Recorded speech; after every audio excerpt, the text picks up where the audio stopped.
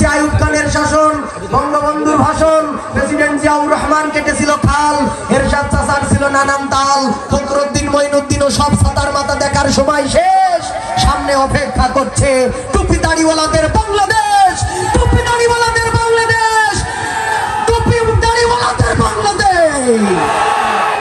এলো কাউয়া কাকু কেউ জানে না খবর তার, পালিয়ে গেল কাউয়া কাকু কেউ জানে না খবর তার। ভালো হয়ে যাও, ভালো হয়ে যাও মাসুদ তুমি, এই কথাকে বলবে আর। পালিয়ে গেল কাউয়া কাকু কেউ জানে না খবর তার, পালিয়ে গেল কাউয়া কাদের কেউ জানে না খবর তার।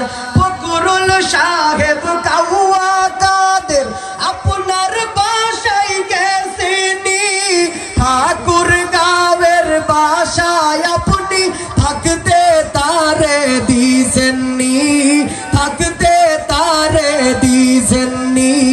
তার সাথে হিসাব বাকি আছে, তার সাথে হিসাব বাকি আছে, হিসাব বাকি লাখো জনতার। পালিয়ে গেল কাউয়া কাদের কেউ জানে না খবর তার, পালিয়ে গেল কাউয়া কাকু কেউ জানে না খবর তার। ও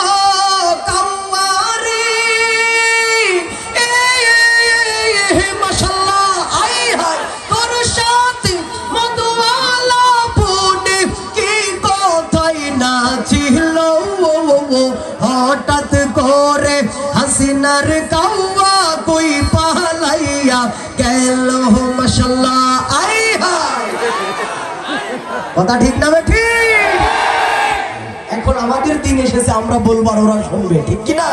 তবে হ্যাঁ, প্রতিশোধ আমরা নিব না।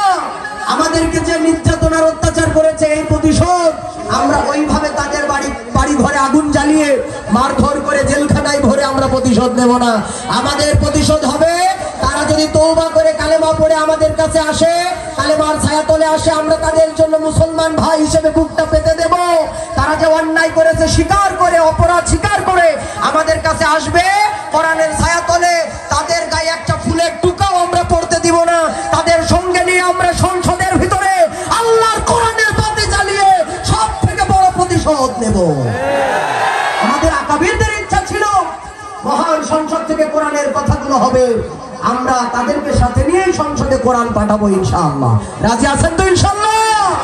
আমরা দেখেছি আইয়ুব খানের শাসন, বঙ্গবন্ধুর ভাষণ, প্রেসিডেন্ট জিয়াউর রহমান কেটেছিল খাল, এরশাদ চাচার ছিল নানান তাল, ফখরুদ্দিন মঈনুদ্দিন ও সব ছাতার মাথা দেখার সময় শেষ, সামনে অপেক্ষা করছে টুপি দাড়িওয়ালাদের বাংলাদেশ।